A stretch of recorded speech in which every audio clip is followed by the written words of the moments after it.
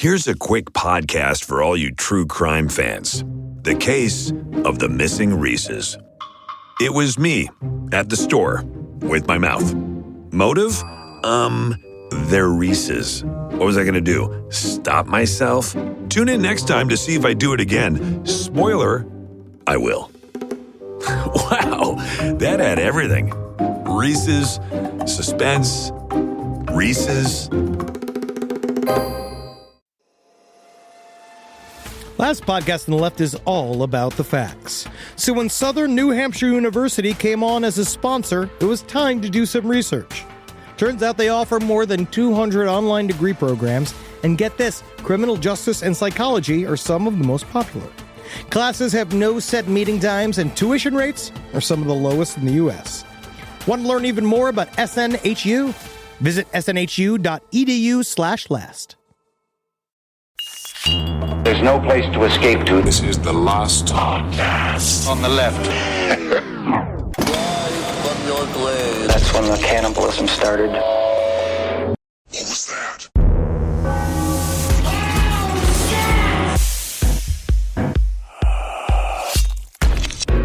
Aaron Hernandez, sucking on dicks even though he says he's not gay. Who does he slay? That's awful. That's just terrible. It's like me and Edward. Hernandez, sucking on penis all day even though he's not gay. I worked so hard on this. You worked so hard. Me and Edward even me and Ed were talking before. It's like, you know, like the gay thing, like it's kind of hack to like go like right into it, and it's like super, and it's like really like Bottom is butt because he's so gay. yeah, He and can't it's, say. yeah, we're like yeah, you know, it's, Who does he slay? and you're like, you know, it's like so like insensitive to people, and like, you know, and it's really like something like, you know, like outing somebody's like a super big deal. And like, He did let's not talk about it until like the second episode or something like that, and then it's just like fucking boom. Hey, man, why don't you we need try? to get you a job on that morning show that outed him. Hey, buddy, why don't you try to make love to my butt? Welcome to Last Podcast on the Left.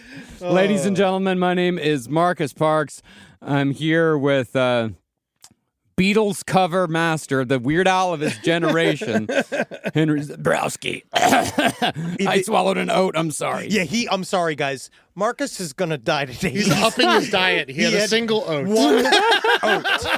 I was trying to make sure before we started to eat, so I had a power bar and there was an oat in it, and the oat is now caught where my voice comes out of. Yeah, I was ready to fucking Heimlich his ass, dude. He had to stop me. It was pretty great. Yeah. You just I was like, okay, I was getting in. I was like, you got to hear the word. You know, once you can say a word, then you're not dying. Yeah. You know who was super good at the Heimlich? Okay.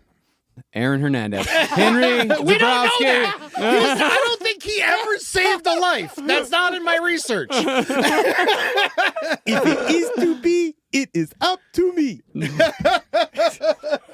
And we have the extraordinarily hardworking Ed Larson with us as well. Ed, how you doing? I'm doing good. This was emotional for me. Yeah. I learned a lot about myself while I was doing this, and hopefully over the next week or two, it's going to keep going. But man, the story is very tragic. Yeah, it's extremely tragic, and it actually made me cry at one point.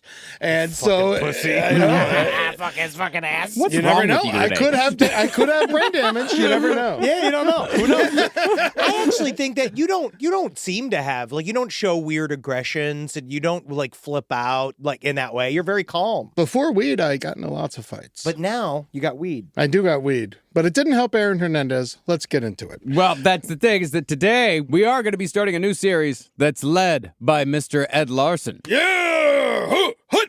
Blue 42! Blue 42! Hut! Hut! Hut! Yeah, Yeah, man. we got to balance everything out after the fucking 3 weeks of Vampire the Masquerade. This is our straightening of the network. Yeah, we're going from 3 weeks of Vampire the Masquerade to football. Wrong subject. Yes, sir. Aaron Hernandez, of course, convicted murderer and football star. Let's get into the story. All right.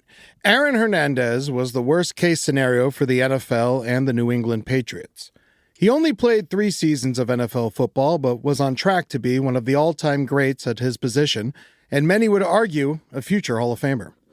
But this would never come to be because on June 17th, 2013, he murdered Odin Lloyd in a dirt lot behind his house in North Attleboro, Massachusetts. Why'd he do that? We'll get into it. I would say still somewhat of a mystery. Why would he do that? Only convicted for the murder of Odin Lloyd, it is assumed he killed a total of 3 men and possibly shot 3 more, including 2 in the head that survived, and ultimately took his own life in his prison cell in 2017. Thank God he wasn't a quarterback. I've heard some people... Yeah, if he was a quarterback, he never would have made it to the NFL because if you shoot 2 guys in the head... And they live? See, he's a receiver, Henry. Yep. He's used to getting it. Oh, Yes. I've heard that. Don't make that hacky fucking joke. It's too late. It's too late already. It's already out of the fuck. It's already out. I've heard some people call Aaron Hernandez a serial killer, but after my brief history on this show and the knowledge I've gained, I would disagree. I don't think Aaron Hernandez murdered people because he liked it. I think he was a feeble-minded wannabe gangster who was raised in the violent machismo culture of football and made some bad friends who egged him on as he made poor decision after poor decision. I agree. That while also most likely being a closeted homosexual man and posthumously diagnosed with CTE, chronic traumatic encephalopathy, a progressive degenerative brain disease affecting people who had suffered repeated concussions through repetitive head impacts. All these things combined is why I refer to him as the worst-case scenario. So over the next couple weeks, we're going to examine Aaron Hernandez's short life and what led a man who was about to make $40 million over 5 years become a murderer. And even worse than that, a New England Patriot. Yes. Yeah. Fuck the Patriots! Fuck the Patriots! Fuck the Patriots, man. Now, like, he also, like, it feels like I saw a lot of, in all of the documentary footage I was watching, but this idea of that he came from this high pressure environment and that's Yes. a part of what pushed him.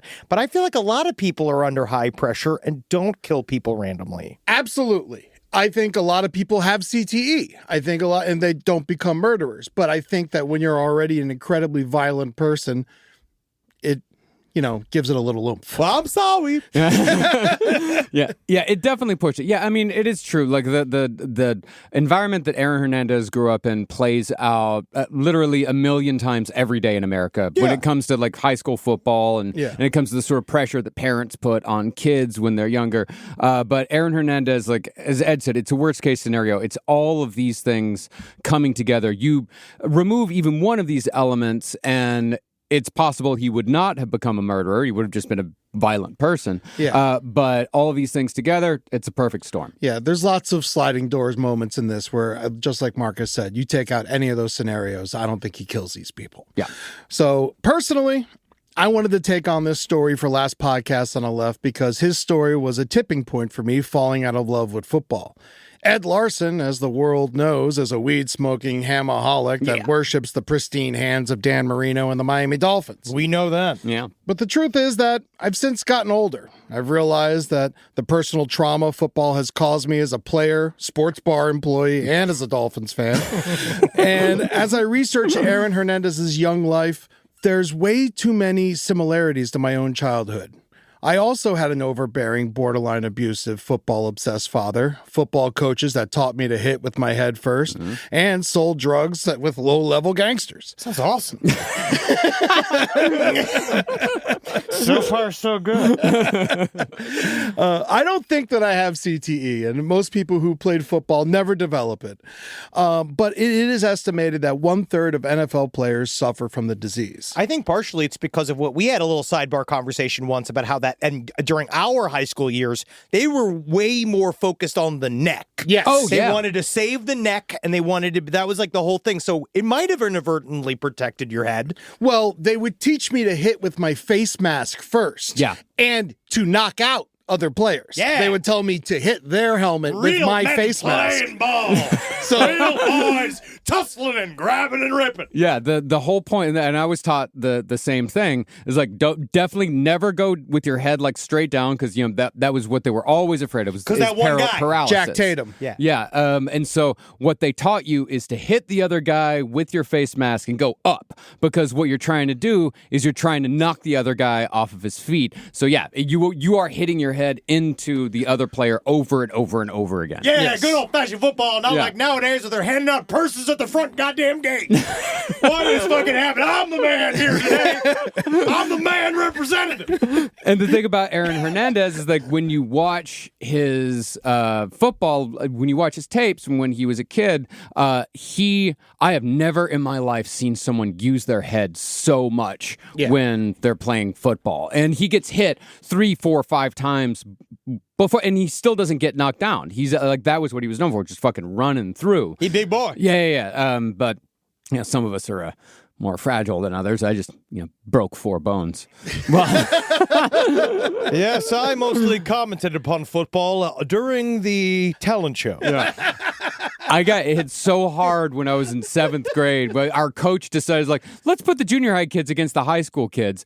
And one of the high school kids hit me so hard, and I was such a small kid, that I flew into the air and landed on my coccyx and broke it. I broke my tailbone. I was like, that's how hard I... You must have been so fun to hit. That's a funny memory that I don't have. They really loved it. And that was my second bone broken playing football. The first was when the kid picked me up and spiked me and broke my collarbone. It's interesting. Let me get in there. That's one thing I kept thinking about during all of this, because, like I said, I don't think I have CTE. Who the fuck knows? I'm pretty sure my father did, by the way. Yeah. He had to stop playing football because he had too many concussions in the 60s. Yeah, which means he was seeing like pink elephants everywhere. Yeah, he had a literal dent in his forehead. Jesus. And so, and I can remember certain hits. Like, they were like in my head. When Mavica hit me in practice, when I hit Jason Reed, like there's certain things, like I remember, like I still see the stars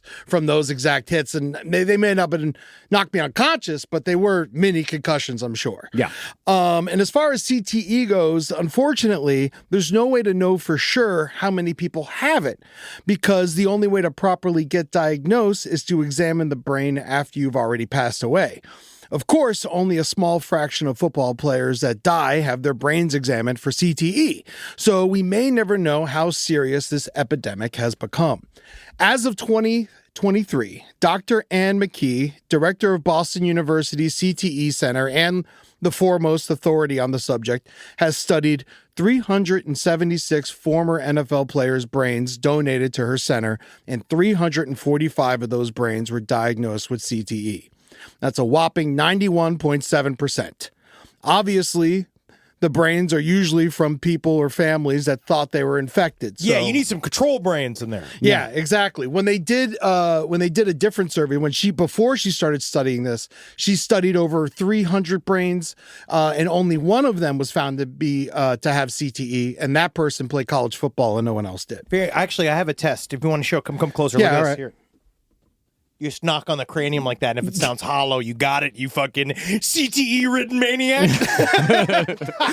Oh, no! You're about to explode! So as far as Dr. Ann McKee's research goes, Aaron Hernandez was, in fact, one of the brains that she researched. But we will dive deeper into CTE and the NFL's cover-up in our next episode. Yeah, not just the NFL's cover-up, the WWE's cover-up. I'm sure there's quite a bit going on in the NHL as well. Like We're going to lose all of our contacts at the NHL. Let's not do this. No, I was supposed to be the jester at the new Raiders fucking stadium. But before we jump into Aaron Hernandez's origin, let's acknowledge our sources today. The Rise and Fall of Aaron Hernandez, All-American Murder by James Patterson and Alex Abramovich with Mike Harvey. Also, we took some info from the Boston Globe series Goliath by the Spotlight team, Killer Inside, The Mind of Aaron Hernandez, the Netflix doc, and a little from The Truth About Aaron by Jonathan DJ Hernandez. I took what I could from DJ Hernandez's book because he is himself a flawed individual who for sure has reasons to not tell the entire truth. But he is the only one who was around in that home with Aaron growing up, so it could help fill in some of the blanks. Sure. Aaron Hernandez was born November 6, 1989 in Bristol, Connecticut, the home of ESPN, to Dennis and Terry Hernandez. He was the youngest of 2 football-playing boys. His brother DJ was 3 years older. Dennis Hernandez was a local football hero nicknamed the King by pretty much everyone in town. Dennis played college football at the University of Connecticut. In 1977, 2 days after UConn lost their season-ending game in Dennis's junior year, a Plainview, Connecticut police officer was killed during a home invasion. Detectives questioned Dennis. He was never charged with anything, but the team cut ties with him and he never played football again. Whether he had anything to do with the crime itself remains a mystery, but this fueled Dennis to be obsessed with both of his boys playing football for UConn. How do these sports teams have so many connects to the football, to the fucking police? Like, even just the idea of waiving this. Cops love football. They do. It's what they do. But even a cop murdering football star. Well, I mean, he's not cop murdering specifically. It's rumored that it's thought that he may have helped some of the guys hide after they after they were involved in the shooting. They may have gone to his house and be like, "You gotta fucking help me, bro," and he helped them. He's like, of course, when you come to the gang, you know how the gang's ready to serve. That's kind of was his thing. Everyone loved him. Like that is like he was a terror at the house. Good person in the streets. Mm-hmm. The UConn mascot is a husky named Jonathan, which is what Dennis named his first son. But he went by DJ for Dennis Jonathan. I could imagine if someone in my family is like, your name is Raider Red. Yeah. Because we're a Texas Tech family, you know? Like, my uncle played football for Texas Tech for, when he was in college in the 80s. We're all huge Red Raider fans, But to name someone like, hey, that's Raider Red McMeans. Like, this is our son, Grimace Hamburglar Zabrowski. The obsession didn't stop there, though. They even bought a giant white husky and named the dog Yukon. That's cute. That's a cool name. That's a good name for a husky. Is it? Yeah, Yukon. Like it's cute. Because it kind of it's also like the Yukon, up north and all that. And huskies are kind of Yukon-ish dogs. Yes, but it's like weird to like naming your dog FSU. It is. No, it is. It's weird. Yeah. But to Dennis, the boys had no choice but to play at UConn, and they would fulfill his failed legacy. I will say I do wish my father had a legacy that I could fail. Yeah. Instead of being a security guard at Wackenhut. Well, you could have been a cop. And God damn it, what I would have brought to the force. God fucking damn it, when I'm a real man in the force. I'm like these two pussies in here. This guy's getting out there laying down the law. I'll spank a man until he tells me what he's done. Well, I mean, Bristol, I find it really interesting that, like, how popular Dennis Hernandez was and the fact that they called him the king. Because Bristol, Connecticut really was, it's a football town, which it's kind of rare in Connecticut.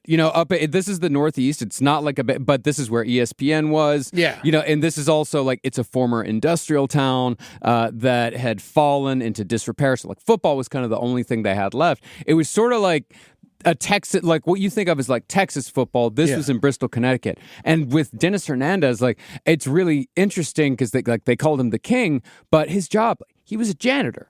Yeah. Like he was not like, it wasn't like he was a local, he wasn't like Buddy Garrity in Friday Night Lights where he like owns the local used car franchise. No, he was just an old-fashioned, peaked in high school kind of guy. He was. And he was a lot of fun. He loved to party. He did drugs. You know, he helped like people place their sports bets. He was like known all over town. Yeah, cool guy. In DJ's book, he goes into detail about how physically abusive his father was to him and Aaron. Yeah. The abuse was so frequent and barbaric that he once threatened to call the cops on his father.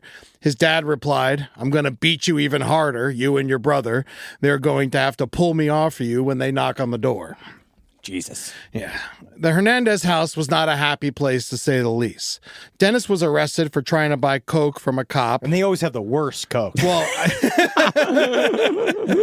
it's so funny. The next thing I wrote is no blame. Cops always have the best coke. Now, did Dennis ask him, "Are you a cop?" Because if he did, he has to tell you. No, he probably just like, yeah. Then he was like, "All right, good. Here's the money." Oh, good cocaine. I'm used to giving money to cops. His mother, Terry, was also arrested when an illegal sports gambling operation was busted in their basement. Wow. They divorced in 1991. They remarried in 1996. And in 1999, they filed for bankruptcy. And according to Aaron, There was a lot to argue about in the house. Yeah, it just seemed like that. Yeah. Yeah, but that's kind of romantic in a way. Oh, I guess so. But he did beat her up a lot. Well, yeah, but I'm just saying, yeah. No. Well, I guess it's not that. Well, I mean, the divorce and remarrying, like That's what I'm saying. I think it's sexy. It's a small town thing. yeah, it is a small town thing, but in the documentaries, like again and again, like the thing that they really hammer down on is when Aaron's father goes away, like that's when Aaron sort of that's when everything falls apart for him. Yeah. But what about these 5 years when they were when his parents were divorced? Like, was he living with his father during that time, or I don't know. yeah, like because that seems important. I'm pretty sure maybe he was living with his mother and his dad was just around all the time. Gotcha. He probably never even left the house. They were just divorced. Yeah. It's one of those situations. So Aaron and DJ, they went to Central Bristol High School. Aaron was immediately a great player as a freshman.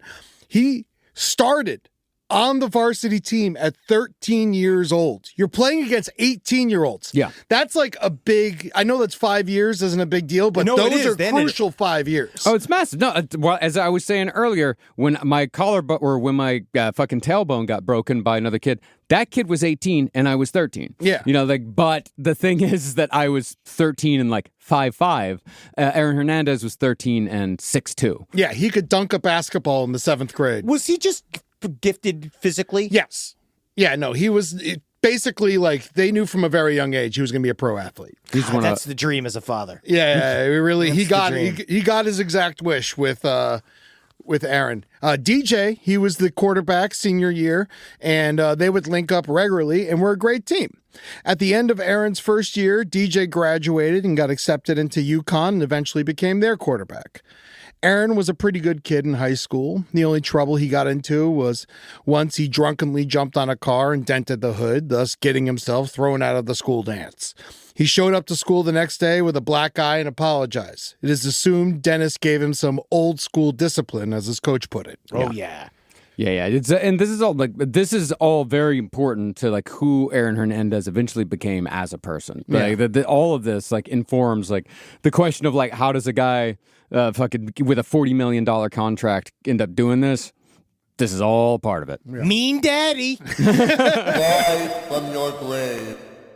This podcast is brought to you by Squarespace. Squarespace is an all-in-one website platform that helps you stand out online. Yes, that's right. You don't have to smash your face with a hammer. You can just start a business. It's got everything you need on Squarespace, from securing your domain to building a professional site and showcasing your work all in one place. Let's say you want to show everybody how you can carve your ribs out of your lower abdomen so that you look more like a Ken doll. That's amazing. You can bring your vision to life with AI-powered design or curated templates, plus flexible editing tools that helps you create something that truly reflects your style, especially if you are somebody that is trying to corrupt the young men of America. That's what Squarespace is really going to help you. Squarespace makes it easy. It makes it easy for you to put all that together, and you just go to Squarespace and do it all. Thanks, Braden. Head to squarespace.com/left for a free trial. And when you're ready to launch, use offer code LEFT to save 10% off your first purchase of a website or domain. Summer means freedom. And for adults, summer means work next to freedom. But thanks to Mint Mobile's summer sale, it can almost feel like the work is playtime for the adults. Right now, all of Mint's plans are $15 per month, even unlimited. Free yourself from big wireless and switch to Mint Mobile for high-speed data and coverage on the T-Mobile 5G network. It's so well connected, I could call from anywhere. Deep from well within my bunker, where my AI-fueled robots slowly but surely toil for me, but I know for a fact I'm saving money on my phone plan. Or up above, where I'm training all of my giant Amazon female warriors who will fight in bulletproof mesh. Also, honestly, Mint Mobile's really cheap, and it's really reliable, so you should use it. To get your new wireless plan for just $15 a month, go to mintmobile.com/LPOTL. That's mintmobile.com/LPOTL. Cut your wireless bill to $15 a month at mintmobile.com/LPOTL. That's it. There's no catch. Upfront payment of $45 per 3 months, $90 for 6 months, or $180 for 12 months. Plan required, $15 per month equivalent. Taxes and fees extra. Initial plan term only. Greater than 50 gigabytes may slow when network is busy. Includes up to 20 gigabyte hotspot. Capable device required. Availability, speed, and coverage varies. See mintmobile.com. If I think about where we were 20 years ago, and I think what we would use to protect our space, it would mostly involve bayonets, weed whackers, and assorted diesel-fueled dune buggies that we'd use to spread pollution so thick it kept the other improv comedians from stealing our material. But now, Simply Safe has made all that so much easier. Using Simply Safe here at the office has revolutionized our ability to use diesel-powered dune buggies for good, and not for chaos. Think about what your home security system does as an intruder approaches your house. Sits, waits. Not much. Just waits until the window breaks, and then it goes, oh no. But then you get some kind of alarm and a notification. What if the whole point was to stop the chain events before it even happened? Unlike traditional security systems that'll only alert you after a break-in is already underway, Simply Safe is designed to help stop intruders before they get inside. It goes into their mind. It makes them think of why they're doing this. I remember when we didn't have real security and all the podcasters were outside begging for our takes. Begging and scratching like a bunch of weasels. Now I can see them 25 feet away, and I can spray them with fire extinguisher liquid and stink gas. Not that it would make them smell any worse than they already did. Simply Safe helps me lord over them all. Simply Safe has been protecting your world for 20 years. Celebrate their anniversary with us and save 60% on your new Simply Safe system at simplysafe.com/LPOTL. That's 60% off at simplysafe.com/LPOTL. Plus, when you order, write in our show name in the How'd You Hear About Us survey in order to let them know we sent you. Don't forget, there's no safe like Simply Safe. So with DJ off to UConn, Aaron started to blossom as a varsity athlete. He was fast, he had great hands, was nimble, and was as strong as anyone else on the field. Plus, his work ethic through training and practice was unmatched. By junior year, he was one of the best players in the country.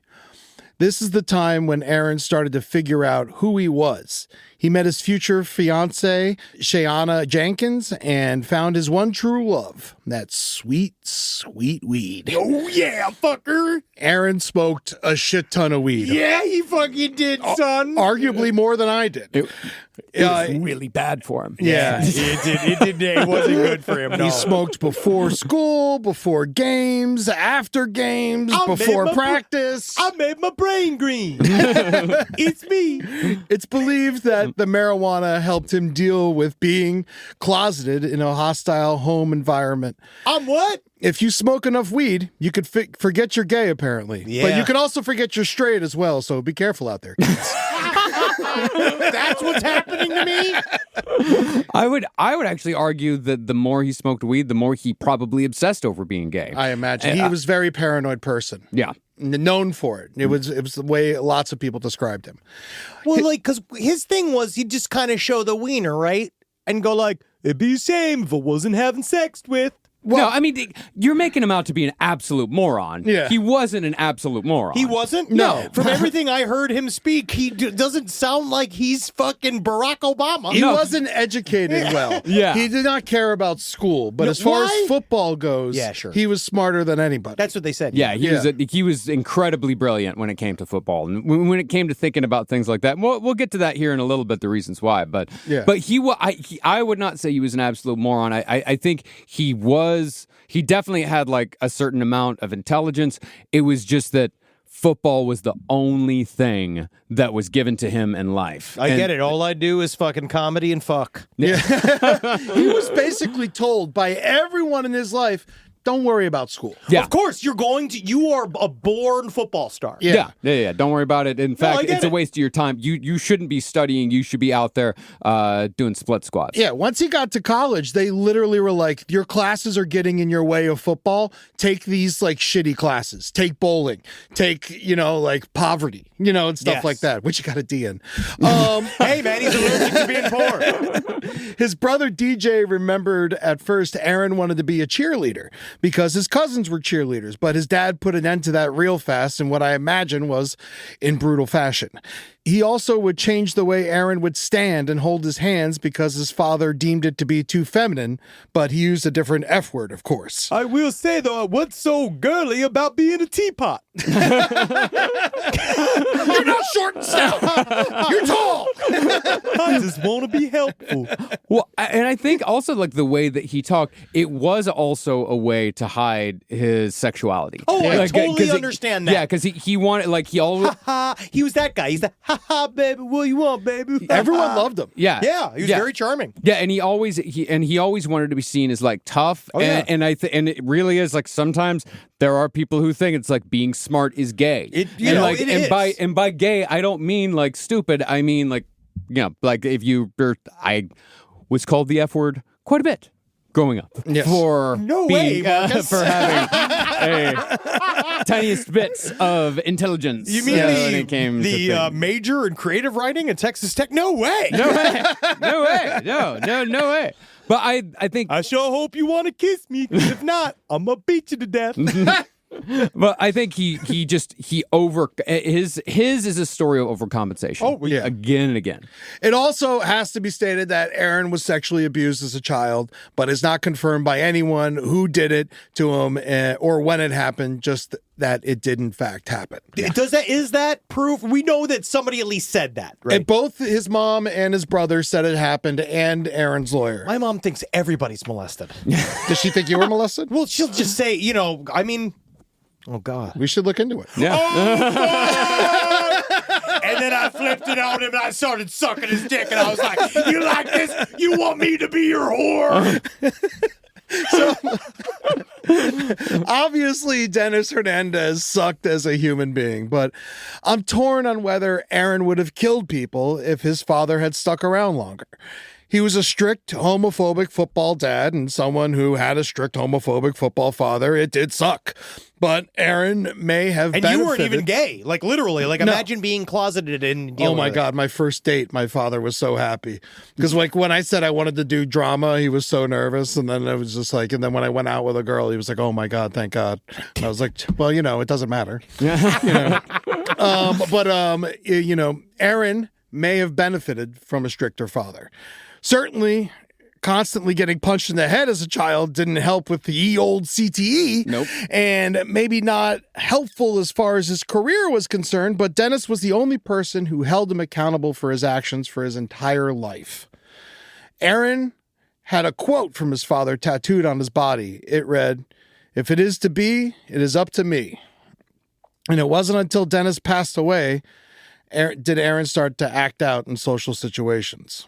His mother was cheating, not so discreetly, on Dennis with a man named Jeff Cummings, and boy, oh boy, he earned that name. Let's just say Aaron wasn't the only shooter in the house. Come on! I apologize. But Cummings wasn't some random dude. He was married to Dennis Hernandez's niece, Tanya. That's Aaron and DJ's first cousin. It's just, God, man, you could be white trash anywhere, dude. Bristol's 60,000 people, somewhere around there. So small enough to be small town. Growing up from Queens, Connecticut was always like, that's fancy. It's not. That's where fancy people live. And it's like, no. No, there's like 4 fancy places, and the rest of it's actually quite dangerous. I did not know that. Yeah, very much. It's like they've got ESPN's there, the WWE's there, and then the rest of it is just like bad drivers. Yeah, And there's again, like- they're just TV stations. It's not like they didn't, like a corporation made them. Yeah. Like, it's not like Benjamin Franklin was born there.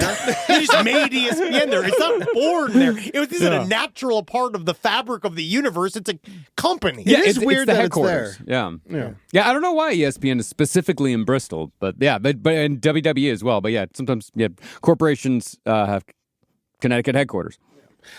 I say not so discreetly because on September 25th, 2005, in the stands at a UConn football game, Tanya confronted Terry in the stands and slapped her. DJ on the field at the time happened to look in the stands at just the right time to see the whole thing go down. Jerry Springer meets Friday Night Lights meets lead poisoning. Yeah. Scandal! Escándalo. Yeah, no, and that is... I could not imagine anything more humiliating. Oh, my God. It's incredibly humiliating. At the game. Yes, but that was at Dennis's game, not Aaron's game. So, just so we know. But it's even like- so, it tells you the volatility of this family. Oh, my God. Dude, they used to beat the shit out of each other all the fucking time. Yeah. You see, Dennis Hernandez, with his troubles from his youth far behind him, was a pillar of the community in Bristol. He knew the whole town and was nicknamed the King by locals.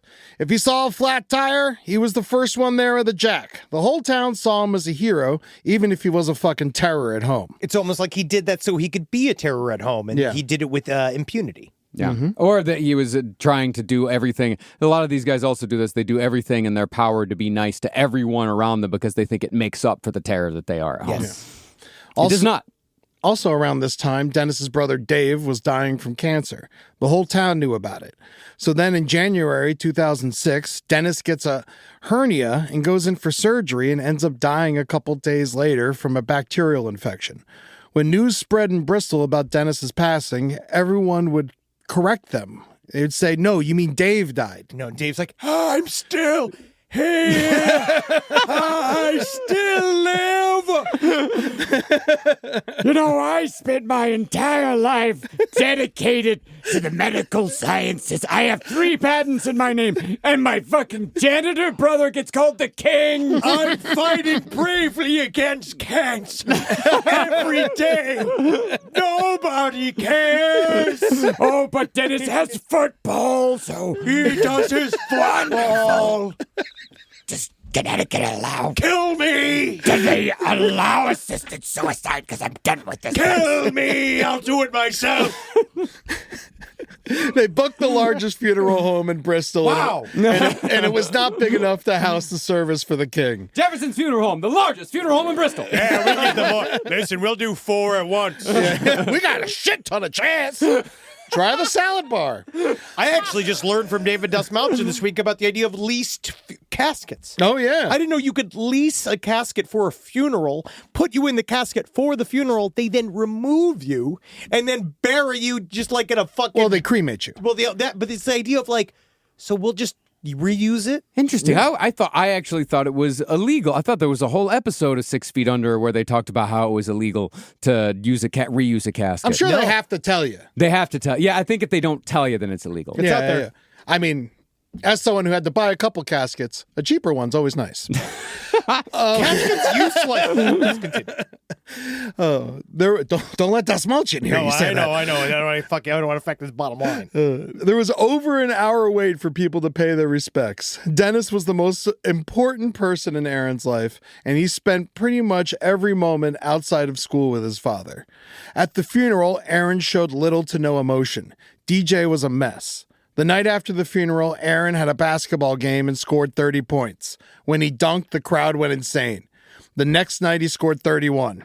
No emotion. I'm the best at basketball now. So now, it's just... It's up to me. I just love this. If he was taller, he probably could have been a professional basketball player, they say. Yeah. Because he was so good, but he was 6'2". But it's also maybe because he was up against a bunch of kids that he was just physically so dominant. Yeah. Like I said, he had he could jump like a motherfucker. Yeah, big ups. Yeah. So he could dunk at seventh grade, which is pretty much unheard of. Yeah, but the way that he could jump also made him an incredible receiver. No, he's quite good. But also good from getting his feet taken out from under him and landing on your head. You'd almost call him a power receiver. Yes. So, I don't even want to tell you what his actual fucking position was called because it's just, you're just going to come to me with a fucking... Oh, I already know. I'm waiting. The hacky ass fucking... I'm waiting. The hacky fucking boarding zoo DJs. Right They beat you to the joke many years ago. Don't you worry about it. so now it's just Terry and Aaron at the house, and she's had a pretty public affair going on with Jeffrey Cummings, and Aaron ain't taking any of this shit, but he's on track to get out of there soon. You should have killed that guy. He thought about it. Yeah. He definitely fought him a couple times, I'm sure. But he's on track to get out of there soon. At this point, to his father's wishes, he's verbally committed to UConn, where his brother is the QB and he's going to be the tight end. It's storybook. Yeah. But during this time, Aaron, who doesn't really like hanging out with his mom, started buddying up with his cousin Tanya, Jeffrey Cummings' ex-wife. It's really weird. Yeah, they had plenty of shit to talk together, so this trauma bonded them for life. Tanya kind of seems like almost like a weird witch woman. She's intense. Tanya's very, very intense. Very haunted. But Tanya is she's one of those people like, well, you know what? If I just let him drink here at my house, at least I know where they are. I know and so exactly. she's, Yes. And so Oh, she's the sort of woman that brings all the high school kids over to her house and hangs out with them. And lets them deal drugs and all that stuff. It's like, well, as long as but really she's just wanting to fucking hang out. Yeah. She's lonely. She wants to be hang out seen as cool by children. Exactly.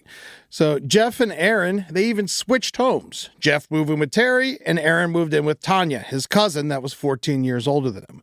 Tanya's house was the hangout for lots of unsavory people. There was Uncle Tito and two other gangbangers important to our story, Carlos Ortiz and Bo Wallace. This crew would end up being a bad influence on Aaron. Ortiz and Wallace would be with him when he murdered Odin Lloyd 7-ish years later. In a recorded conversation with Terry from prison later on, Aaron accused his mother of never giving him his ADHD medication when he lived with her. She said she hit him in the head with a hammer, and that was his medication. She considered his Adderall to be likened to cocaine, so she never let him take it. It's almost like she isn't a doctor and doesn't know what the medication does.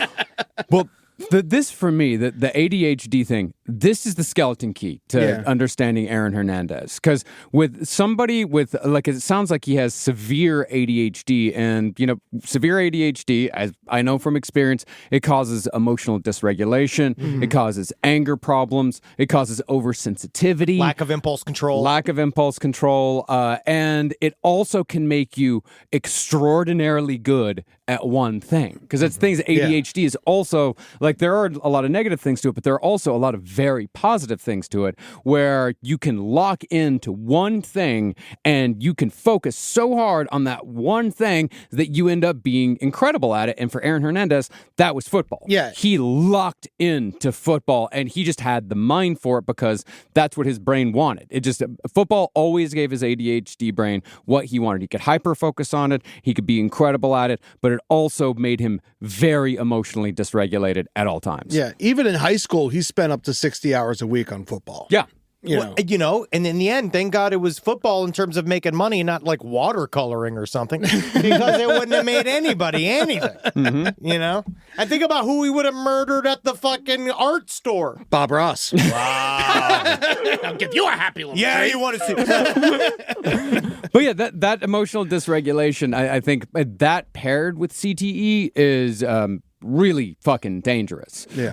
And the oversensitivity as well. We're going to see a lot of times with some of these attempted murders is they will, I believe, are completely linked to oversensitivity and also extreme drug use, because extreme drug use, especially weed, not great for an ADHD brain. Yeah.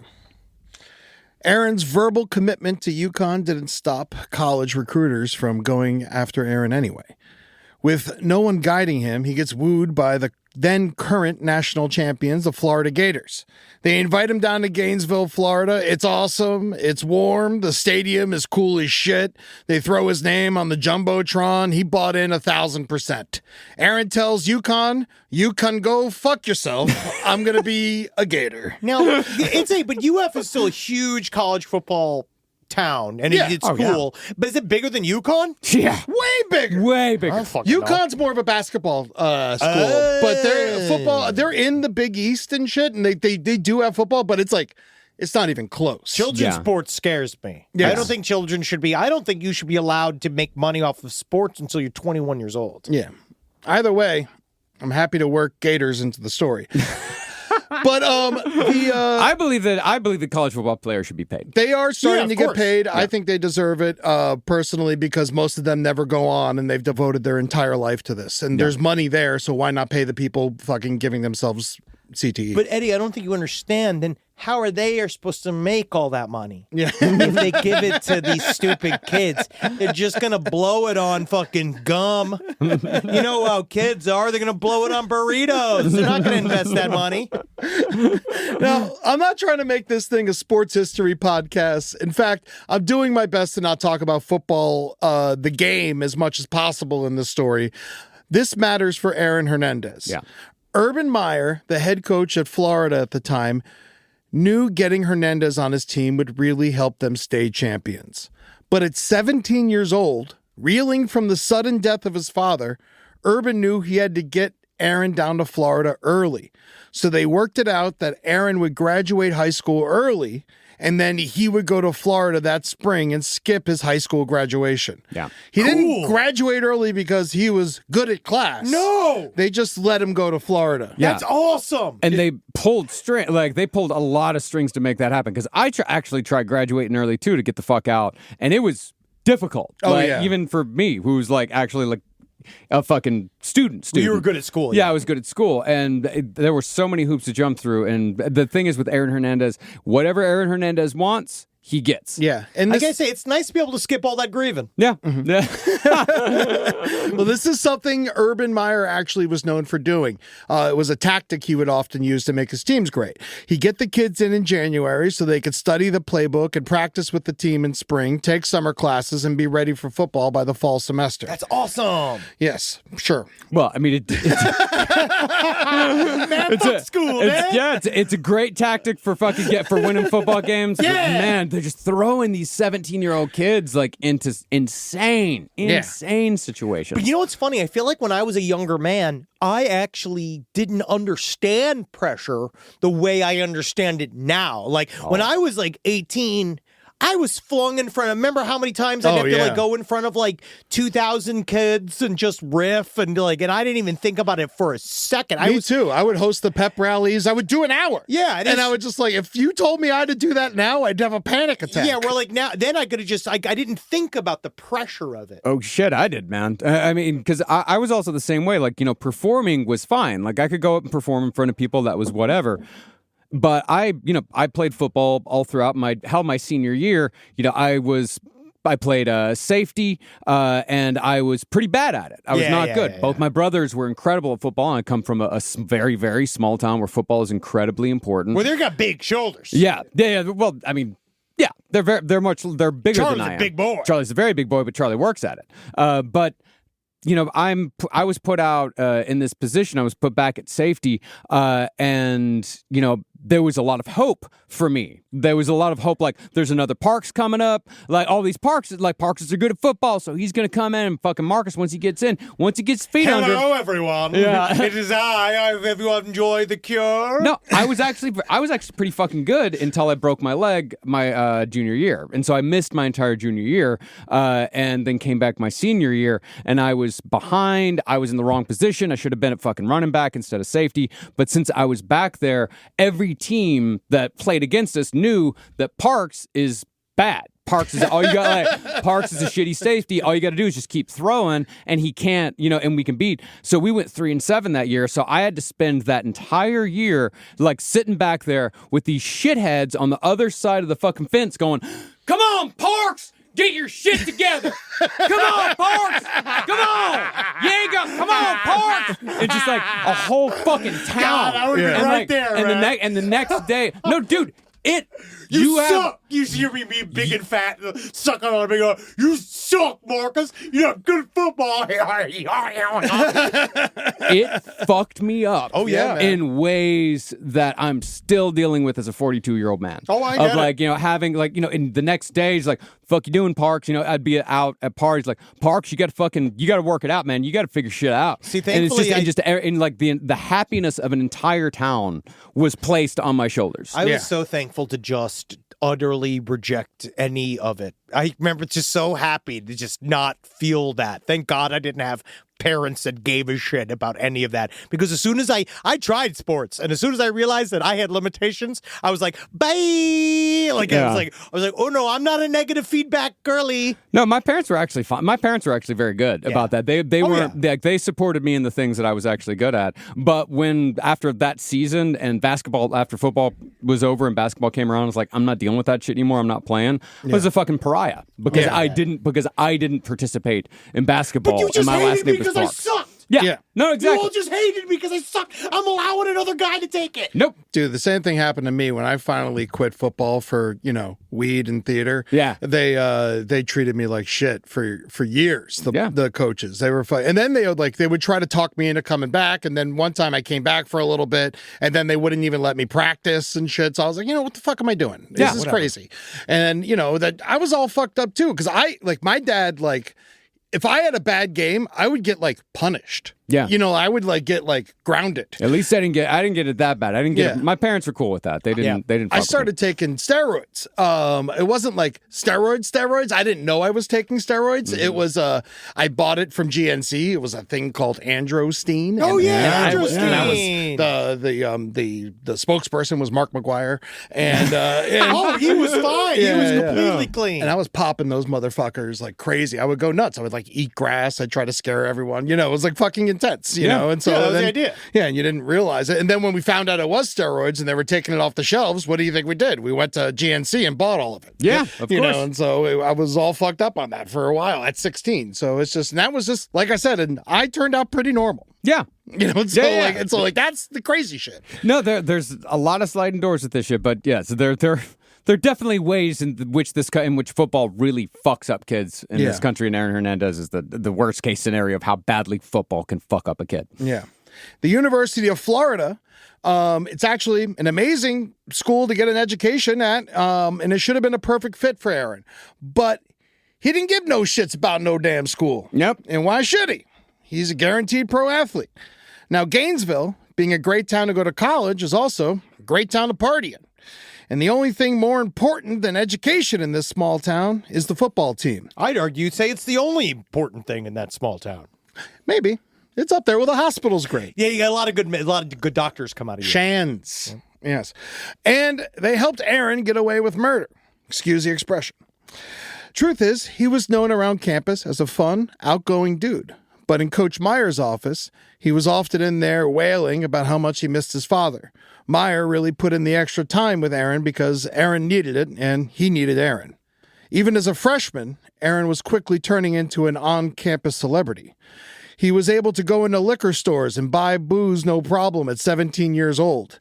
He would frequent a popular bar called The Swamp, and this is exactly where he had his first violent brush-up. First violent brush-up that was reported. Yes, that was, exactly.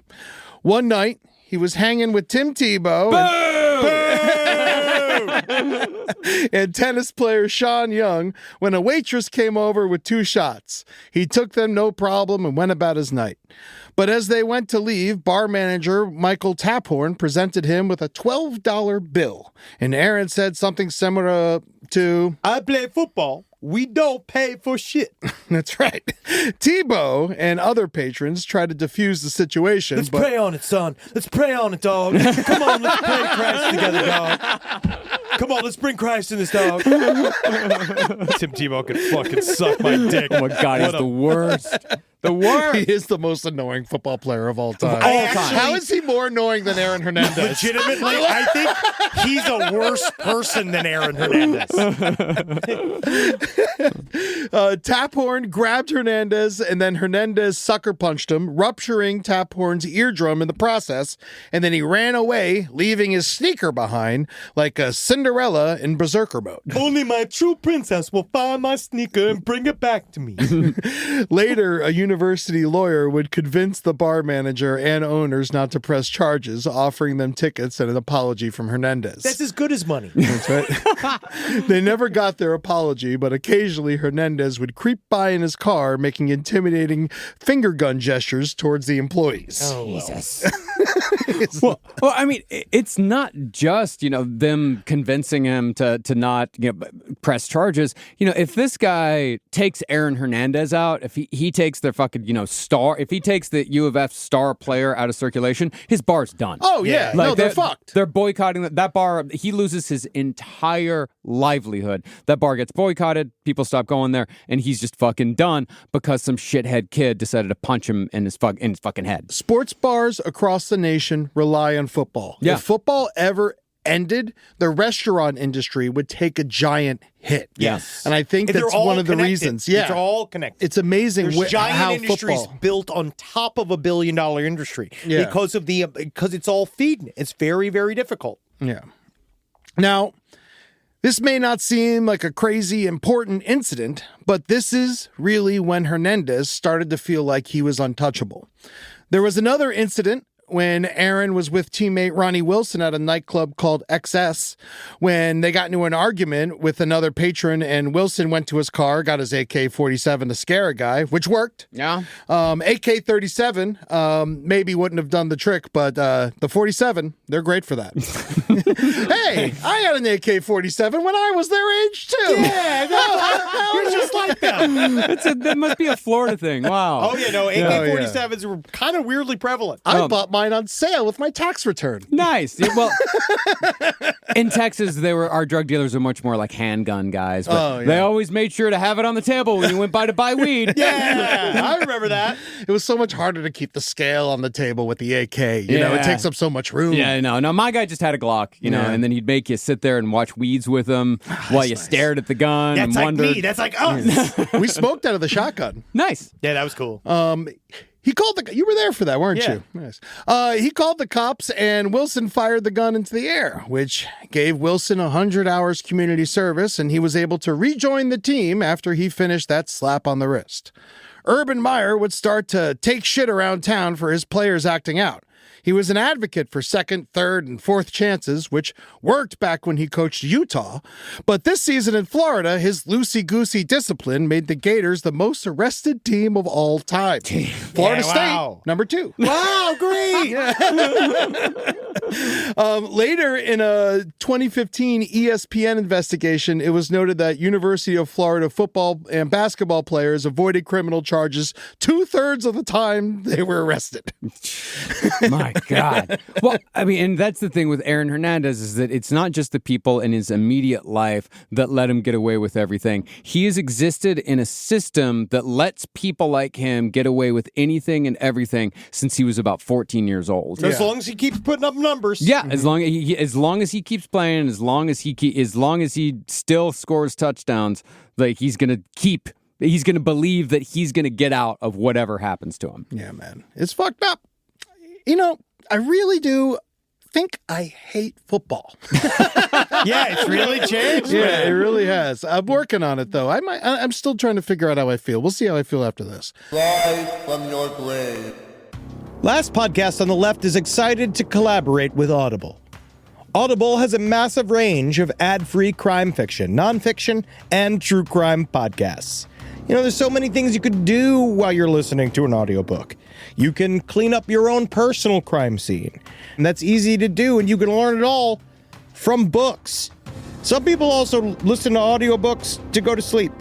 But you could check out podcasts like This American Life, titles from true crime greats like Michael Connelly and Agatha Christie, and Audible originals like Dr. Death, The Cowboy. You can find whatever you're looking for on Audible. Plus, you can multitask while you do it. Find your next mystery on Audible. Audible. Stories that speak to you. New members can start listening with a 30-day free trial at audible.com/left. Is there anything better than a summer evening outdoors? Enjoy your space to the fullest with new greenery from Fast Growing Trees. I love a big, thick bush. Fast Growing Trees is America's largest, most trusted online nursery, and they can send me a big, thick bush any time of the day.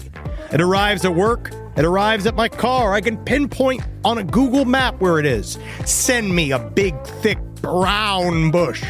And they send it immediately when they have it, because sometimes the shaver comes to town. I remember one time I ordered a cherrywood tree from Fast Growing Trees. And my God, I couldn't cut it down, no matter what my father told me to do. I had to lie to him about it. And next thing you know, I became the first president of the United States of America.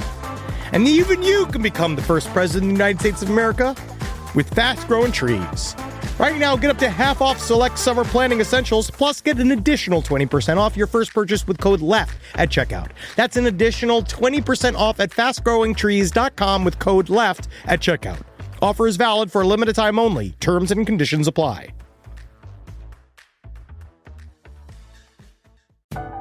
This is a paid ad by BetterHelp.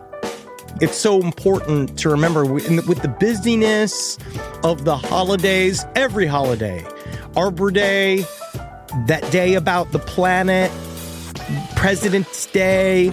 There's so many things to adapt to in this life, and it doesn't follow a perfect plan. God, ruins the whole weekend.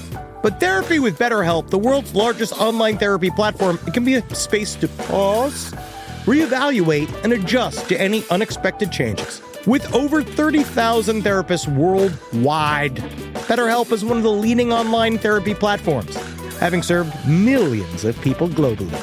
BetterHelp makes it easier to fit therapy into your routine. You're in good hands, too. BetterHelp therapists have at least 3 years and 1,000 hours of hands-on experience, and hold all required education, training, and certifications. It's easy to do, and the help is better over there. You don't have to navigate life's changes alone. Sign up and get 10% off at betterhelp.com/lastpod. That's betterhelp.com/lastpod. Coach Meyer, determined to keep Hernandez on the right path, he put Tim Tebow in charge of him. Tebow, a known evangelical, was notoriously one of the most religious players of all time. Failure! And he fucking failed in the NFL. He was awful. He really did shit the bed. Isn't he playing for Romania now? He's a commentator now. He would kneel and pray anytime he scored a touchdown, and it became so nationally known that he would do that, it became a trend called Tebowing. Oh, yeah. Tebow would often write Bible verses on his eye black as well. John 3:16 was his favorite. And it goes like this. For God so loved... Actually, Henry, you want to take the Bible quote? For God so loved the world that he gave his one and only son, that whoever believes in him shall not be perished, but have eternal life. John 3:16 would be written in blood on Hernandez's prison cell and in ink on his forehead when he would commit suicide years later. Yikes! Yeah, that's a yikers. Honestly, that's a long kind of phrase for him to remember. No, he just wrote John 3:16. If you write that, you don't have to write the rest of the phrase. Yeah, that's the whole thing. You just write John 3:16. Are you bad at the Bible? So God so loved the world that he gave his one and only son. It's me, Aaron Hernandez. Well, Tebow, annoying Jesus freak that he is, was a tenacious player. He would often finish games injured. In high school, he made a game-winning 29-yard run on a broken leg to win the game, and at Florida, threw a game-winning TD to Hernandez with a separated shoulder. I like my players not getting hurt. Yeah.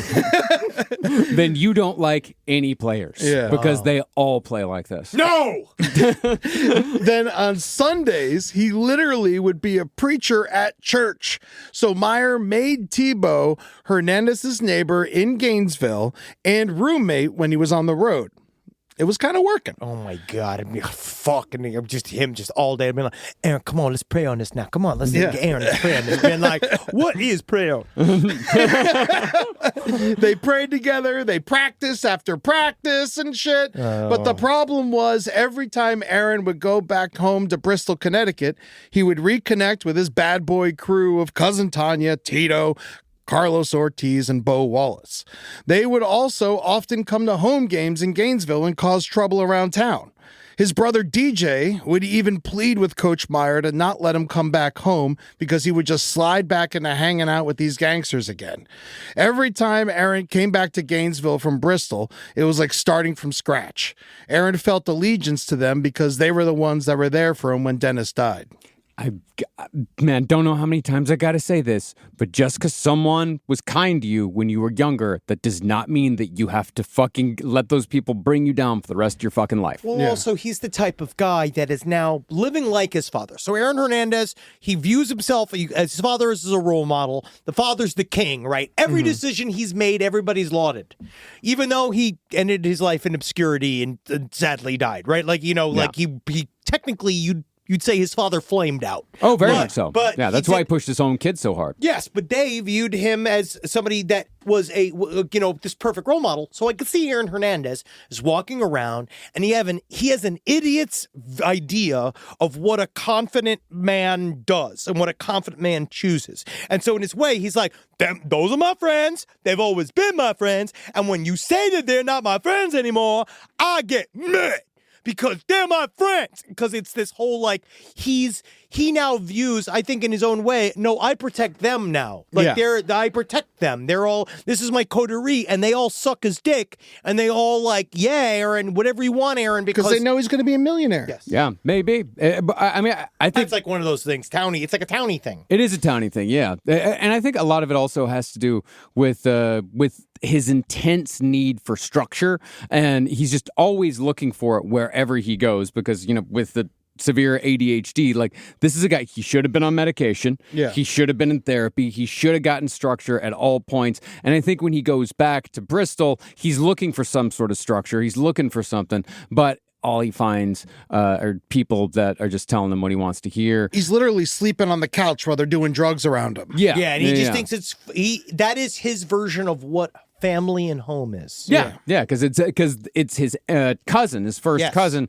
that took him in, and so he thinks all this is normal. They can't be wrong. It's my family. Because and also she loves me so much, and she's the one. And her mother Aaron Hernandez's mother is hitting him in the head with a fucking hammer to try to cure his ADHD, and his cousin Tanya is patting his head and saying, I love you. And that's what he wants. It's a TV version of what a happy family is, and that's what he wants because that's all he can kind of remember. Yeah.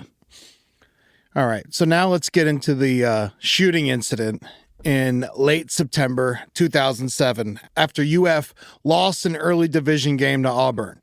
Tensions were high, losing such a pivotal game so early in the season. Aaron Hernandez was out blowing off some steam with some other Gators when an ex-Gator, now NFL player Reggie Nelson, came back to town to celebrate. Everyone was partying at the nightclub, creatively called The Venue.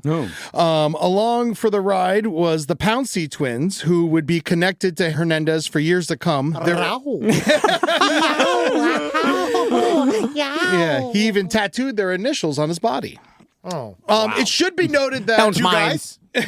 Was it two guys? Two guys. Yeah. Mike Pouncey and I actually I didn't take the time to learn how to pronounce the other Pouncey's name. If you have a man whose last name is Pouncey tattooed on your body, you might be a homosexual. Well, it should be noted that Mike Pouncey later had a very public incident when he played for the Miami Dolphins. Him and offensive lineman Richie Incognito tortured and bullied teammate Jonathan Martin for being gay. They were reprimanded, and Martin quit football and later got in trouble for an IG post he made of a shotgun that was captioned, "When you're a bully victim and a coward, your options are suicide or revenge." Ooh. It's interesting how these things keep coming around. There's a lot of themes that are repeating. Oh, yeah. Now, the details vary between sources, but allegedly one of the Pouncey twins got a chain stolen off his neck by some local gangster named Randall Kaysen, who had it out for UF players because one kicked the shit out of his brother a week prior. Never have an issue with entire football team. It seems that they might have a bunch of numbers against you and they might just beat the living fuck out of you till you're dead. They're kind of strong. Yeah. I was fucking the football players at Texas Tech. I can't even. Stayed away from the football. I gave the FSU players a wide berth. They were they were such dickheads that when one of the football players got paralyzed during his season, and everyone was like, "Good. I hate that guy because he was a fucking monster around campus. He would go into parties and start punching people. I did not meet a nice one. Yeah. They were very frightening. Yeah. And they were too big to be in school. They should have been let go. I think you get to a certain weight class, you can't be amongst other kids anymore. Like, you gotta leave. You're too big. You're too dangerous. I'm sure some of them are very nice. Sure. But man, at these schools where football is like a big fucking deal. Because when I was not even true. Jamie Wilson, you just show up and just park halfway across all the handicapped spots and just like, and you can't say anything to him. Oh, yeah, Chris Ricks, man. He would always get in trouble for parking in the handicap spots. Jesus. Yeah. And I guess they're just mostly be like, one day I'll make one.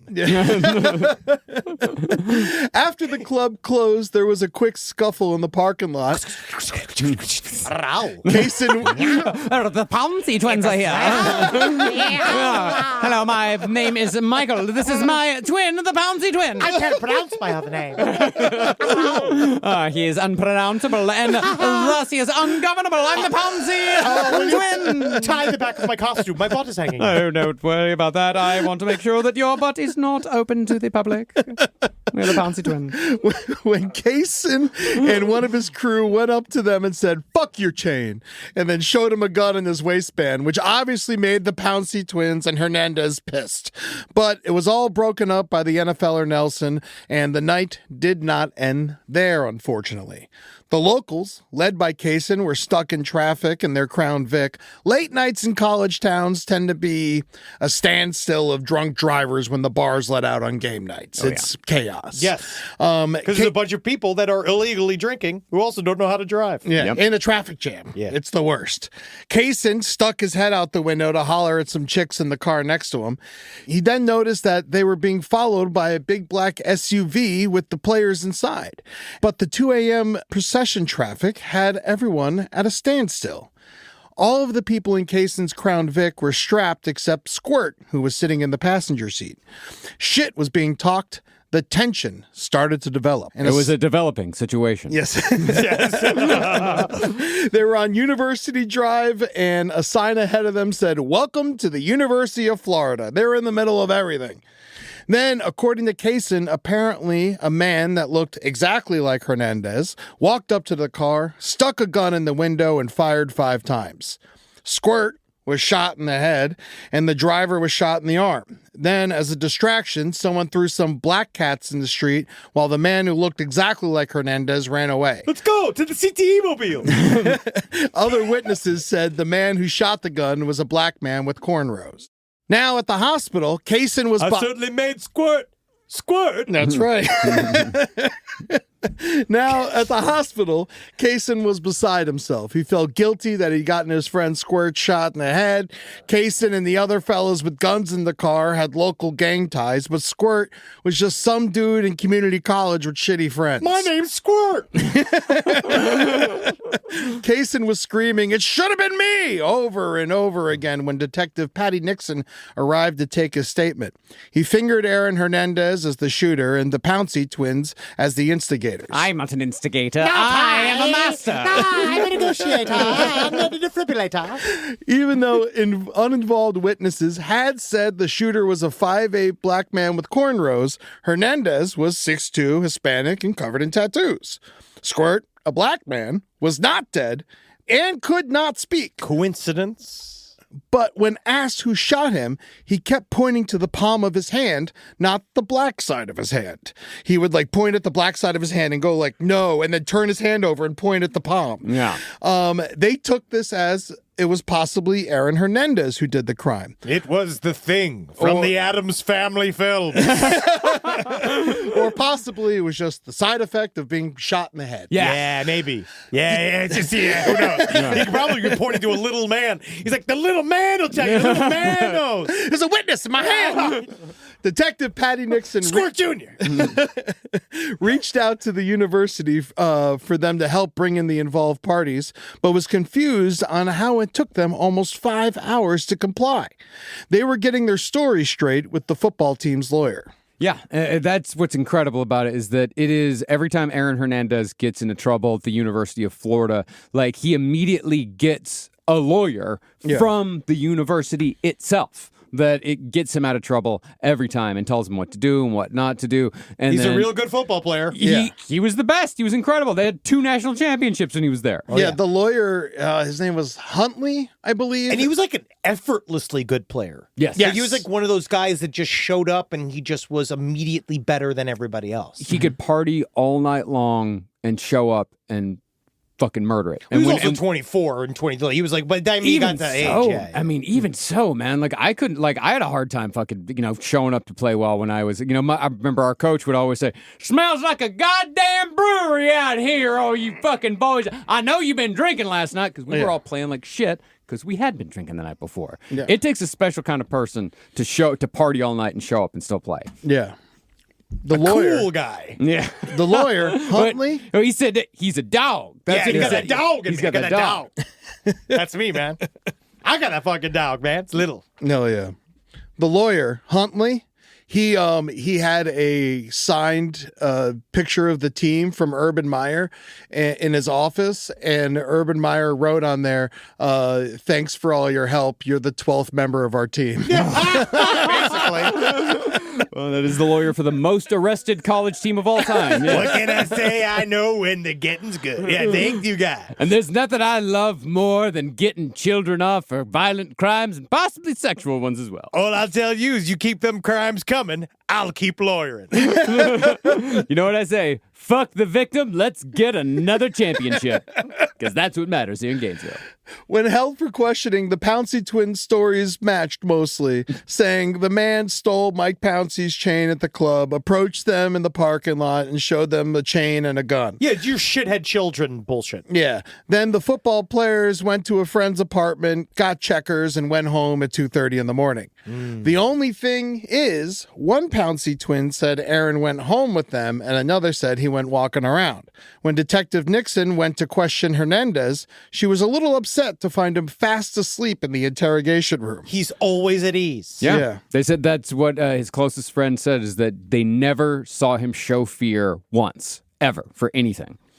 After some time, she released the Pounceys and Nelson, and then went to wake up and question Hernandez. After getting his rights read to him, he simply stated, "I'm not going to say anything. I want my lawyer present.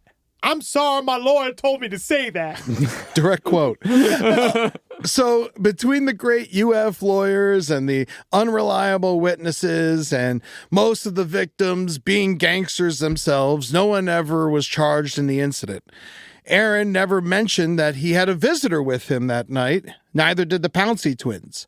The detail was only shared by Aaron's mother in an interview with the Orlando Sentinel after Aaron's suicide.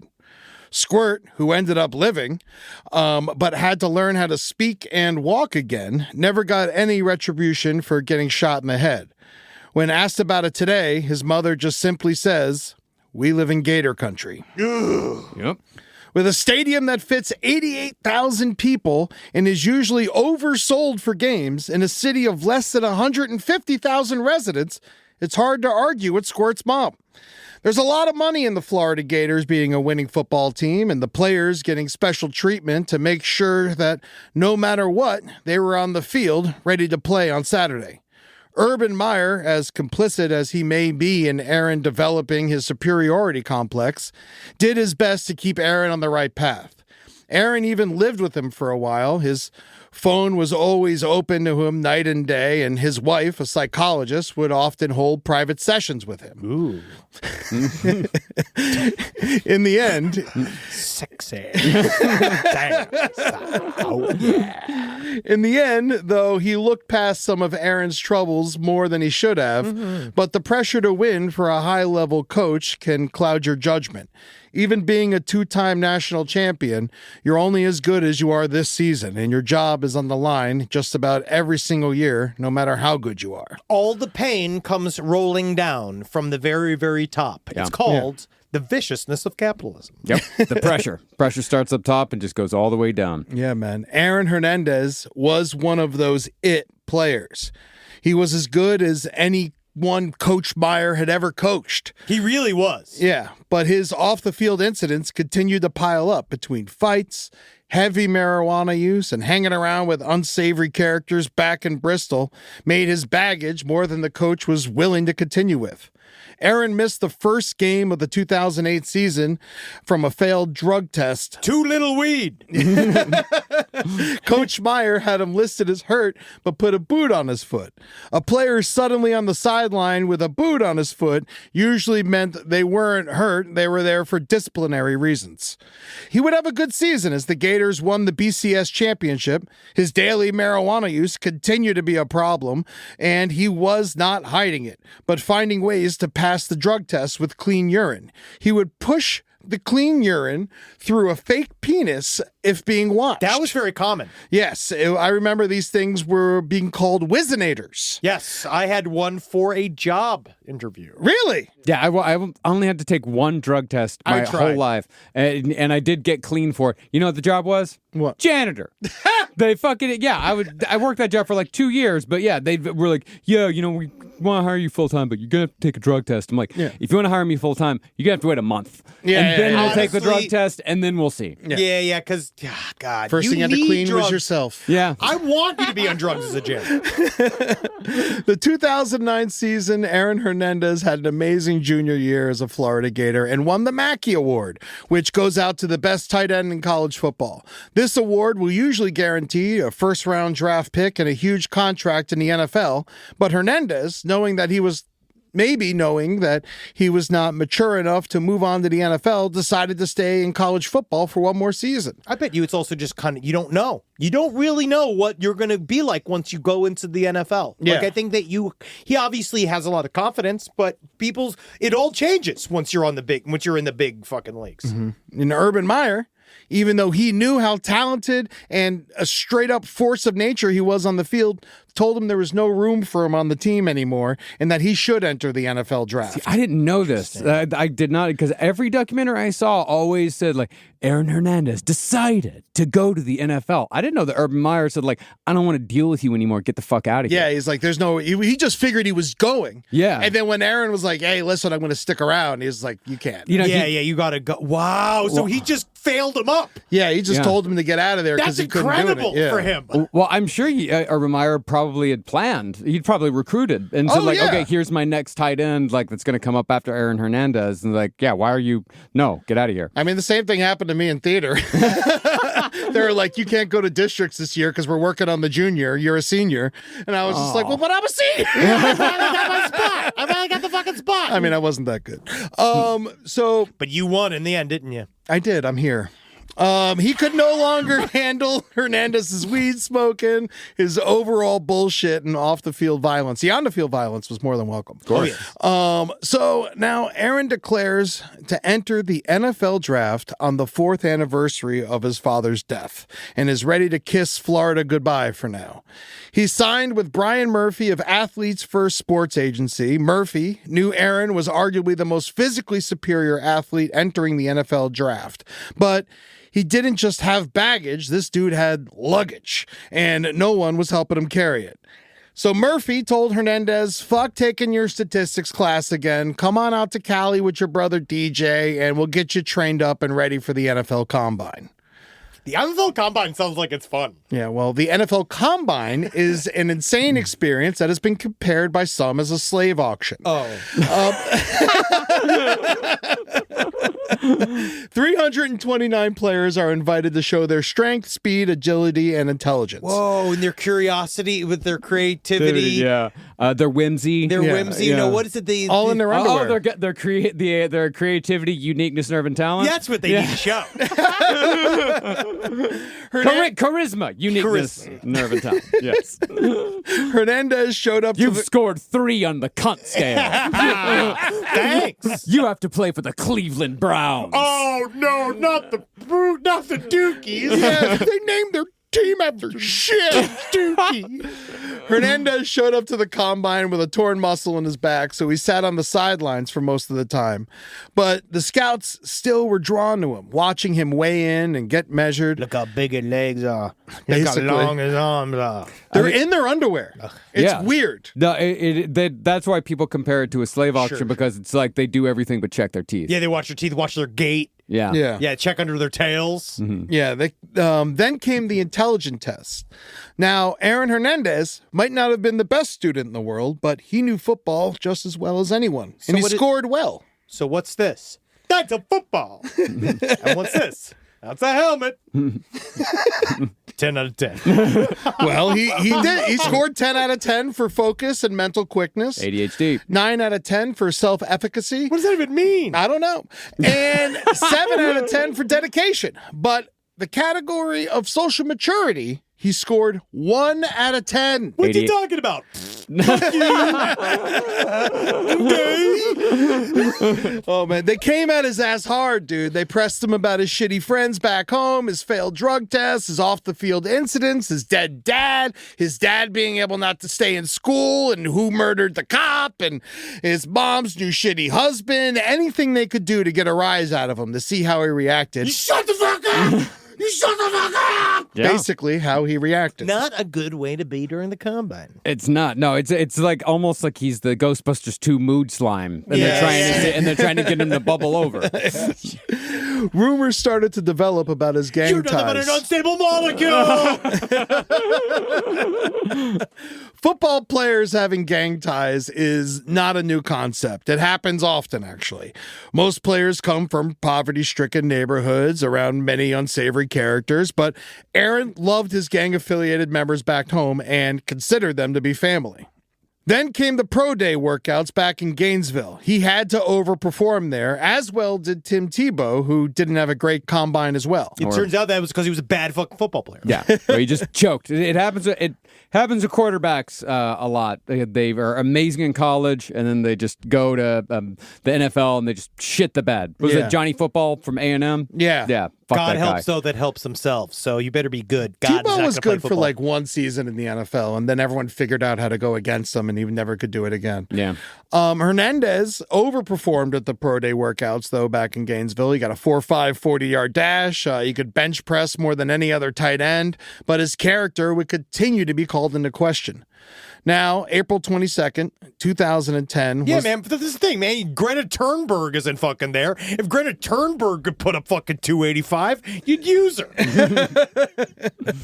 Now, April 22nd, 2010 was the first day of the NFL draft. Aaron should be a top 10 pick, but the teams are passing on him. 3 of his teammates, including Tebow and Pouncey, are picked in the first round. Because the Pouncey, Mike Pouncey, is always a first-round gentleman. Everybody needs a little kitty cat. Everybody needs a big old stinky cat. I hope I go to the Detroit Lions. 4 more players from the Florida Gators would be picked before Hernandez. Many of them not without their own issues, including DUIs and one linebacker, Brandon Spikes, that served a suspension for trying to rip out another player's eyes. Honestly, I think that's a plus. Yeah, man. You mess with Brandon. Yeah, don't you fuck get with the spikes. Yeah, don't fuck with him. Yeah. My God, those linebackers. That's funny. And he trying to rip out a teammate's eyes? A opposing player, I Oh, imagine. See, again, that's a pro. Yeah, that is a pro, yeah. Finally, during the 4th round, on the last day of the draft, with the 113th pick, the bitch-ass New England Patriots, Robert Kraft and Bill Belichick, picked Aaron Hernandez. Excited as he was to be playing for his favorite childhood team, he did not take it well getting picked so low. He had only 1 failed drug test on record, but rumors said that he had failed 6, and UF covered it up. Bill Belichick, evil, gross fucker that he is, knew how to manipulate the NFL draft. Tom Brady was a 6th-round pick a couple years earlier, and in the 2nd round of the same draft, the Patriots selected Rob Gronkowski, who just retired as one of the greatest tight ends of all time. Not just that, Belichick was also known for turning troubled players into successful winners at the Patriots. He had done so with players like Randy Moss and Brian Cox. They even drafted the eyeball popper Brandon Spikes. So this should have been the best case scenario for Aaron Hernandez. I'm starting to think that there's something wrong with Bill Belichick. Realize like all of these guys are essentially criminals. And just work with them. Yeah, it's like fucking like the Patriots are like 13 ghosts. And he's just like pulling together all. I specifically choose the murderers. Now that's the Oakland Raiders. A real team with real men playing real ball. Or I guess they're the Las Vegas Raiders now. Yeah. They'll always be Oakland to me. They were in Los Angeles for a long time as well. Yeah. Either way, fuck Al Davis. There you go. But joining the New England Patriots might have been one of Aaron's sliding door moments as well. And many believe if Hernandez had been drafted by any other team, he may not have ended up becoming a murderer. You see, the New England Patriots play in Foxborough, Massachusetts, just a 2.5-hour drive from Bristol, Connecticut, the home of all of Aaron Hernandez's criminal friends. So with a $200,000 signing bonus in his pocket, Aaron Hernandez is moving back to where his troubled past had begun. He hired 2 buddies with criminal past as his assistants, and one of them was his weed dealer, so that was convenient. That is called a promotion. That is an assistant. He is assisting him in getting weed. Yes, absolutely. Yeah. His life back home in Bristol was no treat. His mom had married his cousin Tanya's ex-husband, Jeff Cummings. Aaron had refused to go to the wedding. He did not approve of the union. He hated the man his mom had been publicly cheating on his dad with, and the fact that he was now living at his old home really pissed him off as well. Also, it's fair to say that Cummings was a total fuckhead himself. He had a rap sheet that included hitting women and children. One night, just 1 month before Aaron was due to report to the Patriots, he got drunk and slashed Aaron's mom's in the face and with a butcher knife. That's Cummings. Cummings did this. Yes, Jeff Cummings slashed Terry Hernandez in the face with a butcher knife. She was able to escape to a neighbor and called 911, and he was found in the backyard, and the cops took him to jail. Not the best welcome home for Aaron. They're all just drama monsters. Yes. Yes, they are. But I don't know if I agree with the assumption that if he would have been drafted to any other team, he would never have killed anyone. I just think it would have taken longer. Yeah. I think he would have eventually because He would have found a network of shitheads. Well, I think just the stories that they tell and like the emotional dysregulation that he had and how bad the CTE was and how much he would just fucking flip. Yeah. Like if he would have been drafted to another team, maybe not, but the possibility was always still there. Yeah, it's not like he was well-behaved in Florida. No, it was not. And those guys weren't around when he was in Florida, for the most part. They were there sometimes, but, they weren't there when he fucking popped that guy's eardrum. They weren't there when he fired a gun, when he allegedly fired a gun into those other 2 guys' car. Like, he was cruising for a bruise. Yeah. When he popped the dude's eardrum, he was with a tennis player and the most religious man in football. So Exactly. That's true, but never forget the Menendez brothers, also tennis players. Oh, wow. Yeah. Cute. When Hernandez joined the Patriots, he was an emotional disaster. During his first week, he almost fought Wes Welker. Sorry, I love Wes Welker too. He played at Texas Tech when I was there. Oh yeah, he was a great Dolphin. Yeah, he was. He was like the only guy who returned a kick return for a touchdown, punted the ball, returned a punt, and made a tackle in the same game. Yeah. It was a great record. He was incredible to watch in college, and he was actually a nice guy, from what I hear. Yeah, well, That's nice. I'm out of my depth. But you know why also? I think the other thing, too, Wes Welker, not a big guy. No, he was not. a tiny dude. He was a route runner. Yeah. It was really quick cuts. Yeah, and there's something about like the bigger guys, like the guy that I talked about earlier that everyone hated. He was gigantic. That's why, they massive. mean. The smaller guys, nicer. Always. Well, the reason he tried to fight Welker is because Welker wouldn't help him figure out a weightlifting machine. Welker, just giving the rookie a hard time, said, figure it out for yourself. Other than that incident, though, he was often referred to as a sweet guy. They called him Chico. They all, he was a buddy around, and then but the thing was, he would openly cry when he made mistakes or he was ridiculed. It's not normal locker room behavior. But it is normal ADHD behavior. The oversensitivity. Yeah, and his is just out of control in every way. Yeah. There was one reporter who had a good relationship with Aaron Hernandez. He and Hernandez developed a relationship early on. Hernandez, always available to be interviewed. He was a rookie, and Hernandez wasn't popular yet, and he was always available for an interview. And one day he told the reporter, I like you, but if you ever fuck me over, I'll kill you. Seemed out of nowhere, but the statement stuck with the reporter for sure. Yeah. Here's we talked last. He's a huge man. Yeah, we talked last week about the Kentucky vampire kids who would always talk about they would kill this person or kill that person. It's like, don't take them seriously. They were 95 pounds soaking wet. Take this guy seriously. Yeah. Like this is a guy that should not be throwing around I'll fucking kill you. I'm gonna kill you. Yeah, he is not fucking around. Sometimes I look at my hand and I just wonder, my hand's gonna kill today. We'll find out. He was always smiling, Yeah, too. that's why I'm doing it like this. Yeah. Like, you don't try to fuck with me. Yeah. He's always like, that's crazy. You're crazy. Wow, yeah, that's crazy. That's crazy. Yeah, he would get very, very angry though, and just fucking the way he would say, "I'll kill you." And there was also one of his other friends. He came loudly. Yeah, one of his other friends said that if Aaron Hernandez said that he was going to do something, whether it was big or small, if he said that he was going to do it, he was going to do it. Yeah, that was a part of his character. Yeah, he was definitely follow through. Yeah. The 2011 season, Rob Gronkowski and Aaron Hernandez were unstoppable as a tight end duo. Even as rookies, they were both top 5 tight ends in the league and combined for more yards and touchdowns than any other tight end duo in NFL history. And the two of them had a great relationship. Belichick had figured out something no other team had before. These two were unstoppable together.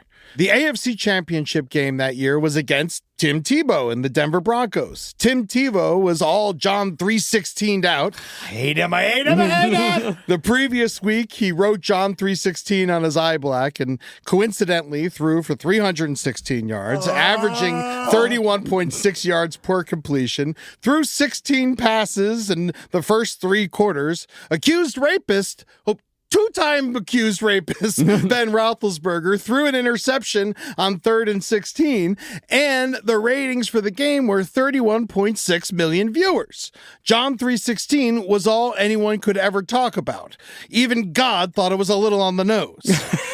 It didn't matter, though. The Patriots kicked the shit out of them the following week, 45-10. God isn't real. Yeah, killing God. That's the only thing the Patriots did good. The Patriots were headed back to the Super Bowl, but in the 4th quarter, Aaron Hernandez had to leave the game with a head injury, but that shit wasn't going to stop him from playing in the Super Bowl in 2 weeks. I mean, playing with head injuries, this is a guy that's about to play the Super Bowl. When I was in fucking high school, I was like a sophomore. My buddy, a friend of mine, got hit in the head so hard during a game that he was wandering the sidelines yelling, "Ball State wants me! They want me!" And the coach just told him, "Hey, Gary, calm down. It'll be okay." And then after about, I don't know, a couple of possessions, he fucking shook his head and went right back into the game. Wow. And he was hallucinating on the sidelines. And I wonder how he's doing. And I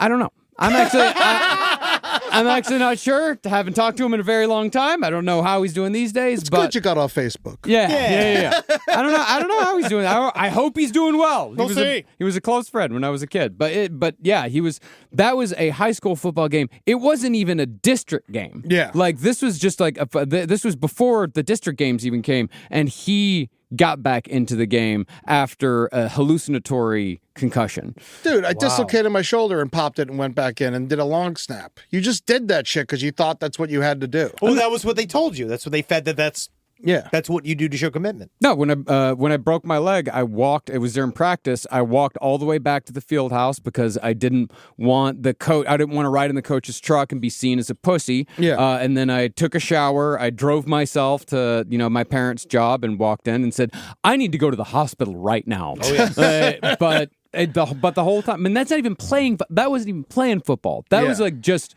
not want to be seen as a pussy during practice. Oh, yes. And think about the fucking, the pressure of playing in the Super Bowl. Yeah, I know. It's fucking nuts. So, Super Bowl Sunday. During Kelly Clarkson's national anthem, the cameras turned to Aaron Hernandez. He stood there, visibly lost in thought, swaying with his mouth agape. Aaron Hernandez scored a Super Bowl touchdown in the 3rd quarter, but ultimately was unable to catch the last-second Hail Mary, and the Patriots lost their second Super Bowl to Eli Manning and the Giants. Yeah. Yeah. During this offseason, Aaron Hernandez's life would take a turn for certain disaster. And it's with that we pick up back next week when we discuss Aaron Hernandez and killing a bunch of people.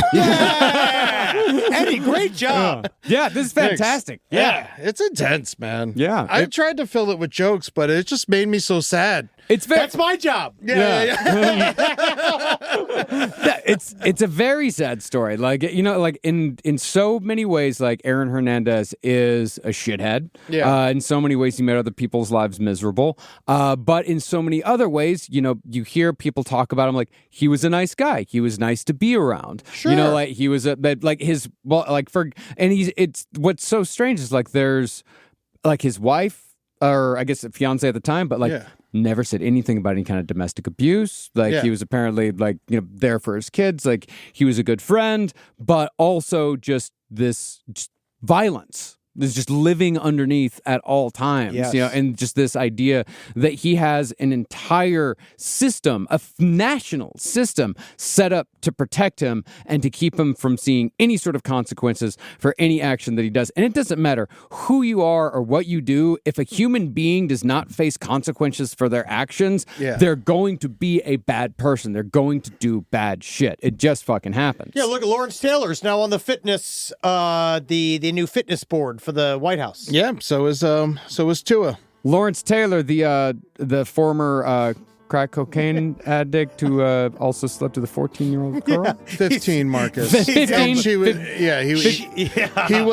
was a sex worker that he bought, and he said the only reason he bought an underage sex worker was because he couldn't turn down how cheap it was. And you see, so he's more of a deal hunter. And he's working for the White House now. Yeah. Yes. He was my favorite football player growing up. No, I loved LT. He was Did amazing. I show you? I said it to Eddie. He made his speech and he said, "I don't know why I'm here, and I don't know what we're doing, but I'm happy." And then Trump literally was like, "Isn't he great?" Jesus. The country currently has CTE. Yeah. Patreon.com/last podcast on the left. And you can watch us talk about this. Eddie, honestly, such a good job. And next week, we're going to get even deeper into it. Great job. At LP on the left, are going for all your social media needs. Yes, and don't forget to go and check out all of our YouTube channels, someplace underneath LPN Romanus, see Who's the Bee, Foreign Report, No Dogs in Space Podcast, and LPN TV. And don't forget to come see us on tour this year. That's right. We're going to be in St. Paul, Minnesota, Milwaukee, Wisconsin, Oakland, California, Cleveland, Ohio, and Portland, Oregon. Go and check lastpodcastontheleft.com for all of our dates and stay up to date on what we are fucking doing. Man, let's go bang our heads together. I want to get my brains pushed up. Well, then hail again then. Yes. And I'm gonna hail. Today is I'm gonna let the cat out of the bag. Today is August 18th. It's Brody Stevens Day. So hail Brody Stevens, another great athlete we lost too soon. Nice. Yeah, that's very nice. Yeah, I love my boy. I miss him. All right, guys. Goodbye. There's only one Ozempic. Hello, I'm Ozempic. And I'm other GLP-1s, kind of like him. Ozempic, you redid your jingle? Thanks for noticing. Catchy, right? No. Okay, then. Well, ask your doctor about which FDA-approved uses of me, the Ozempic pen, may be right for you. Call 1-833-OZEMPIC or visit Ozempic.com to view the medication guide and learn more about Ozempic semaglutide injection, 2 milligrams. Only Novo Nordisk makes FDA-approved Ozempic. There's only one Ozempic. I told you it was catchy. The Essential Carrot Puree, made with organic carrots, a bit of green apple, and a touch of ginger. Served still slightly warm and fed, mostly, to 7-month-old Harper and her 3-year-old doodle named Arthur, who helped clean up any remainder. The Essential First Bite, made possible by Vitamix. Only the Essential.